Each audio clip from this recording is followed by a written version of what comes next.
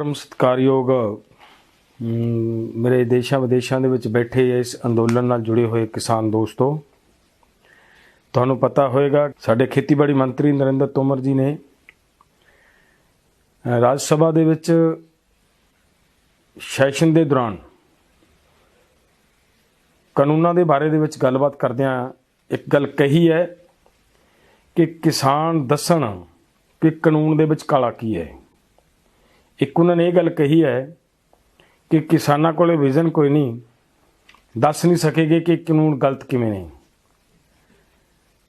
और जिहड़ी ये दोनों गल्लां दा मैं जवाब देना चाहुंदा, स्पष्ट करना चाहुंदे असीं कि सब तो पहली गल तो यह है, इन्होंने ये गल कही है कि किसान बहस नहीं कर सके।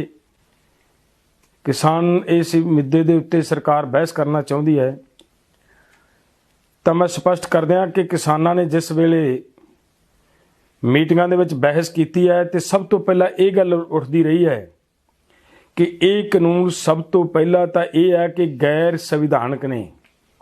संविधान अनुसार ये कानून सेंटर गवर्नमेंट बना ही नहीं सकती, क्योंकि सेंटर गवर्नमेंट ने ये कानून 7वें शेड्यूल की 33वीं एंट्री दे विच जाके कंकरेंट लिस्ट दे विच जाके ये कानून बनाए ने। और उत्थे जाके कानून बना की सकती है सरकार ते की नहीं बना सकती, उन्होंने स्पष्ट करना जरूरी बनता है। साडे कॉन्स्टिट्यूशन दे विच लिखिया है कि सरकार जे कानून बना सकती है तो स्टफ फूड ते बना सकती है। हुण इत्थे सवाल है, दो गल्लां है कि स्टफ फूड ते बना सकती है और ट्रेड लिए बना सकती है, व्यापार लिए बना सकती है। हुण इत्थे कानून चक के बने किस गल दे उत्ते है? कानून बने ने फूड ग्रेन ते मार्केटिंग ते, जिहड़े कि ये बना नहीं सकती, ये स्टफ फूड ते ट्रेड ते बना सकती है। किसान स्टफ फूड नहीं पैदा करता, किसान केवल फूड ग्रेन पैदा करता है। और नाल ये ट्रेड नहीं करता, किसान केवल मार्केटिंग करता है। इस करके ना तो मार्केटिंग के उत्ते सरकार कानून बना सकती है तो ना ही फूड ग्रेन ते कानून बना सकती है। और ये जो बार बार तर्क आती रही है, ये ते बहस करते सी जदों, ते साडी मानयोग मंत्री जी एक गल दे विच कह के निकल जाते सी कि देखो जी, जे तुहानूं लगदा है भी ये कानून संविधान के अनुसार गलत ने तो तुसीं सुप्रीम कोर्ट चले जाओ, फिर अंदोलन करन दा की मतलब है।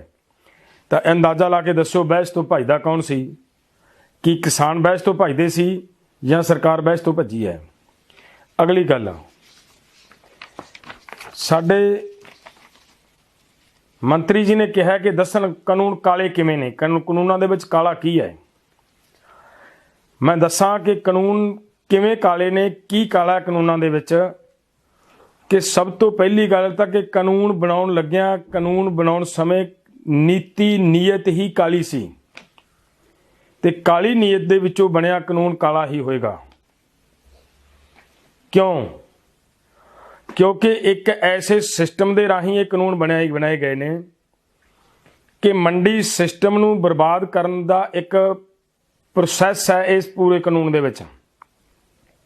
इस कानून दे विच यह है कि सरकारी मंडी दे बराबर प्राइवेट मंडी होएगी, ते जिहड़ी वो प्राइवेट मंडी होएगी, उस प्राइवेट मंडी दे विचों जिहड़ा व्यापारी माल खरीदेगा उन्होंने टैक्स नहीं लगणगे। हुण सवाल इत्थे है कि वेखण वाले वास्ते, आम बंदे वास्ते ये हुंदा भी की फर्क पैंदा है। वो जिहड़ा टैक्स है वह है 164 रुपये प्रति क्विंटल व्यापारी ने सरकार नूं, मार्केट कमेटी नूं, मंडी बोर्ड नूं भरने हुंदे है। ते जदों वो 164 रुपये मंडी बोर्ड नूं टैक्स भरना है, ਉਹਦੇ ਵਿੱਚੋਂ सरकार ने सारे का सारा टैक्स व्यापारी ਨੂੰ ਉਹਨੂੰ मुक्त करता, माफ़ करता। तो उस टैक्स ਦੇ ਵਿੱਚੋਂ 164 ਦੇ ਵਿੱਚੋਂ केवल 64 रुपये किसान ਨੂੰ लालच ਦੇ रूप ਦੇ ਵਿੱਚ ਦੇ ਕੇ व्यापारी किसान की फसल खरीदेगा। ਔਰ 64 ਰੁਪਏ ਦੇ ਲਾਲਚ ਨੂੰ ਕਿਸਾਨ ਆਪਣੀ ਫਸਲ ਪ੍ਰਾਈਵੇਟ ਮੰਡੀ ਦੇ ਵਿੱਚ ਜਾ ਕੇ ਪ੍ਰਾਈਵੇਟ ਬਾਹਰ ਖੜੇ ਵਪਾਰੀ ਨੂੰ ਵੇਚੇਗਾ। ਅਗਲੀ ਗੱਲ, ਜਦੋਂ ਲਗਾਤਾਰ ਕਿਸਾਨ ਦੀ ਫਸਲ ਮੰਡੀ ਤੋਂ ਬਾਹਰ ਵਿਕਦੀ ਰਹੀ ਤਾਂ ਥੋੜੇ ਸਮੇਂ ਦੇ ਵਿੱਚ ਮੰਡੀ ਇੱਕ ਖੰਡਰ ਬਣ ਕੇ ਰਹਿ ਜਾਏਗੀ। ਨਾ ਉਹਦੇ ਵਿੱਚ ਵਪਾਰੀ ਰਹੇਗਾ, ਨਾ ਉਹਦੇ ਵਿੱਚ ਆੜ੍ਹਤੀਆ ਰਹੇਗਾ, ਤੇ ਨਾ ਹੀ ਉਸ ਮੰਡੀ ਦੇ ਵਿੱਚ ਸਰਕਾਰੀ ਖਰੀਦ ਹੋਏਗੀ। ਔਰ ਉੱਥੇ ਕਿਸੇ ਮਜ਼ਦੂਰ ਦਾ ਕੰਮ ਕਰਨ ਦਾ ਕਿਸੇ ਦਾ ਕੋਈ ਮਤਲਬ ਨਹੀਂ। ਥੋੜੇ ਸਮੇਂ ਦੇ ਵਿੱਚ ਮੰਡੀ ਬਰਬਾਦ ਹੋ ਜਾਏਗੀ। ਔਰ ਇੱਕ ਤਾਂ ਇਹ ਕਾਲੀ ਨੀਅਤ ਹੈ ਇਸ ਕਾਨੂੰਨ ਦੇ ਪਿੱਛੇ। ਦੂਸਰੀ, ਇਸ ਕਾਨੂੰਨ ਦੇ ਵਿੱਚ ਲਿਖਿਆ ਹੈ ਕਿ ਅਗਰ ਤੁਹਾਡੀ ਫਸਲ ਖਰੀਦਣ ਵਾਲਾ ਫਸਲ ਦੇ ਪੈਸੇ ਲੈ ਕੇ ਭੱਜ ਜਾਂਦਾ ਹੈ, ਉਹ ਤੋਂ ਪੈਸੇ ਗਰਾਉਣ ਦੇ ਲਈ ਕਿਸਾਨ ਕੋਰਟ ਨਹੀਂ ਜਾ ਸਕੇਗਾ। ਅੰਦਾਜ਼ਾ ਲਾਓ, ਕਿਸਾਨਾਂ ਦਾ ਕੋਰਟ ਜਾਣ ਦਾ ਰਸਤਾ ਬੰਦ ਕਰ ਦੇਣਾ, ਕੀ ਇਹਨੂੰ ਕਾਲਾ ਕਾਨੂੰਨ ਕਹਿ ਦੇਣਾ ਫਿਰ ਕੀ ਵਾਜਬ ਨਹੀਂ? ਇਸ ਕਰਕੇ ਇਹ ਕਾਨੂੰਨ ਕਾਲੇ ਨੇ। ਅਗਲੀ ਗੱਲ, ਸਾਡੇ ਮੰਤਰੀ ਜੀ ਨੇ ਇੱਕ ਗੱਲ ਕਹੀ ਹੈ ਕਿ ਅਸੀਂ ਟੈਕਸ ਫ੍ਰੀ ਕਰਤਾ। ਪਹਿਲਾਂ ਟੈਕਸ ਲੱਗਦਾ ਸੀ ਤੇ ਕਿਸਾਨ ਅੱਜ ਵਿਰੋਧ ਕਿਉਂ ਕਰਦੇ ਨੇ? ਹੁਣ ਮੈਂ ਇਸ ਟੈਕਸ ਤੇ ਗੱਲ ਕਰਨੀ ਚਾਹੂੰਗਾ। ਇਹ ਜਿਹੜਾ ਟੈਕਸ ਲੱਗਦਾ ਸੀ ਵਪਾਰੀ ਨੂੰ ਲੱਗਦਾ ਸੀ, ਖਰੀਦਦਾਰ ਨੂੰ ਲੱਗਦਾ ਸੀ।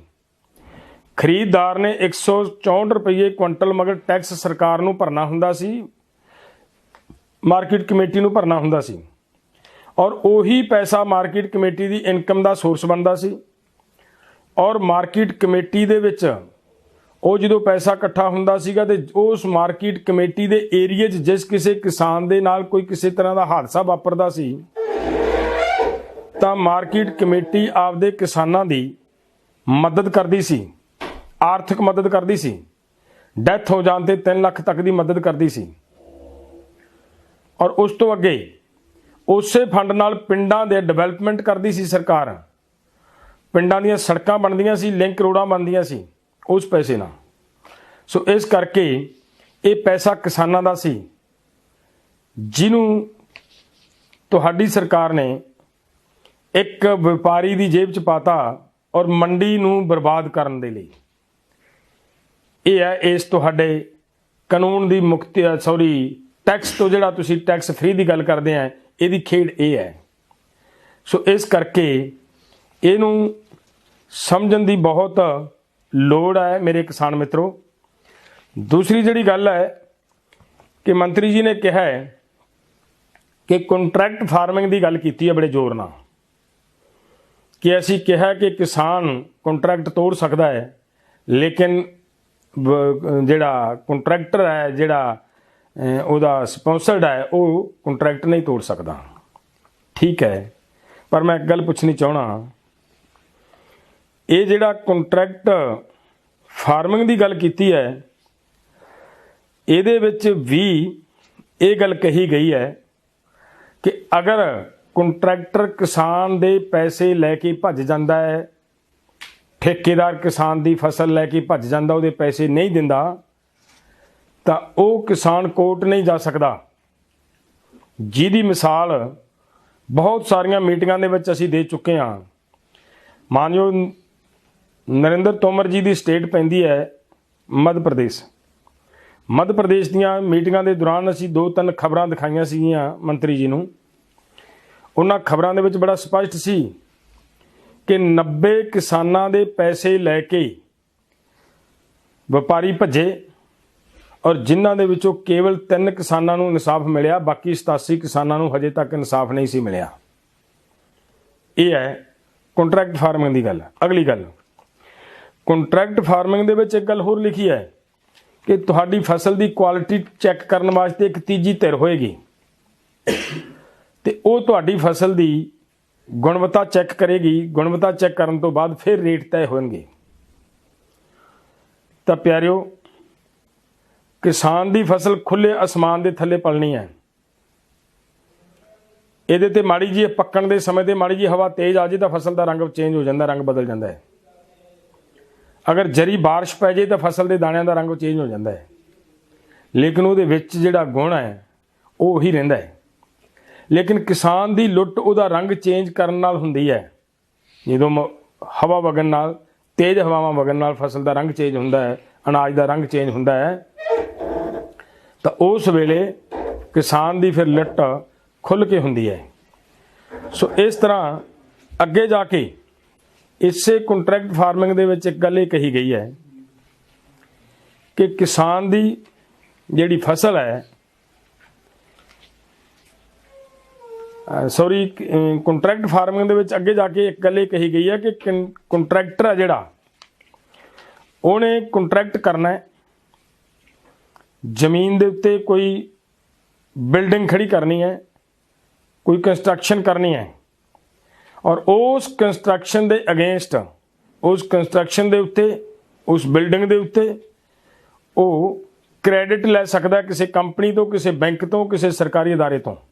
ये क्या है, अगर वो लोन ले लिया उन्हें तो लोन नहीं मोड़िया तो किसान की जमीन फसी पई है। एक ये बड़ी वधिया बड़ी चलाकी वाली गल लिखी है कंट्रैक्ट फार्मिंग दे विच कि अगर शर्त लिखी है पहला तो ये कि कंट्रैक्टर ने तुहाडी जमीन नूं उस हालत दे विच करके देना जिस हालत दे विच लिया सी, पर जे नहीं करके जांदा तो उन्होंने कोई गल नहीं, जिवें भी वो छड्ड गया, जो उहदे उत्ते कंस्ट्रक्शन कीती है वो उस तो बाद किसान दी हो जाएगी। हुण इत्थे सवाल ये है कि किसी ने आके तुहाडी बिल्डिंग, तुहाडी जमीन दे उत्ते बिल्डिंग खड़ी कर ली, 30 साल 40 साल का कंट्रैक्ट किया है, 40 साल दे विच बिल्डिंग खंडर हो गई, खंडर हुई बिल्डिंग जिउंदी त्यों छड्ड के तुर गया, तो उहदे उत्ते 20 करोड़ का करजा छड्ड के तुर गया, तो वो ये कह दूगी सरकार कि कानून के अनुसार तुहाडी जी ये बिल्डिंग तुहाडी होगी। सो इस करके इन्हां सारे नुकतियां दे उत्ते एक एक नुकते दे उत्ते बहस हो चुकी है। होर भी बहुत सारियां गल्लां ने जिन्हां दे उत्ते बहस हो चुकी है, लेकिन सरकार जिहड़ी कहंदी है कि किसानां ने बहस नहीं कीती, किसानां नूं बहस नहीं करनी आउंदी, इन्हां ही गल्लां दे उत्ते, इन्हां ही नुकतियां ते साडे मानयोग खेतीबाड़ी मंत्री जी ने टिक करते रहे ने भी ठीक है, इनू ठीक कर देंगे। मैं बेनती करा कि जेकर इहदे विच कमियां नहीं सी, इहदे विच गलतियां नहीं सी, तो फिर सोधा किस गलतियां कर रही है सरकार। सो साडी बेनती है सरकार नूं कि करना है नहीं करना है, तुसी सरकार हो, तुहाडी पावर है, तुसी जिवें मर्जी कर सकते हो लोकां दे नाल, लेकिन झूठ बोलना सियाणप नहीं। एडे एडे अहुदियां ते एडे एडे पदवियां ते बैठे व्यक्ति अगर झूठ बोलन लगन तो फिर देश का की बनेगा। सो मैं जिहड़ी इन्नी गल मेरे अज प्रधानमंत्री अपना नरेंद्र तोमर जी साडे एग्रीकल्चर मिनिस्टर ने जो बोली है, उन्होंने मैं भाषण का जवाब देना चाहता सी। वो ये जवाब है मेरे किसान मित्रों। वाहिगुरू जी का खालसा, वाहिगुरू जी की फतेह।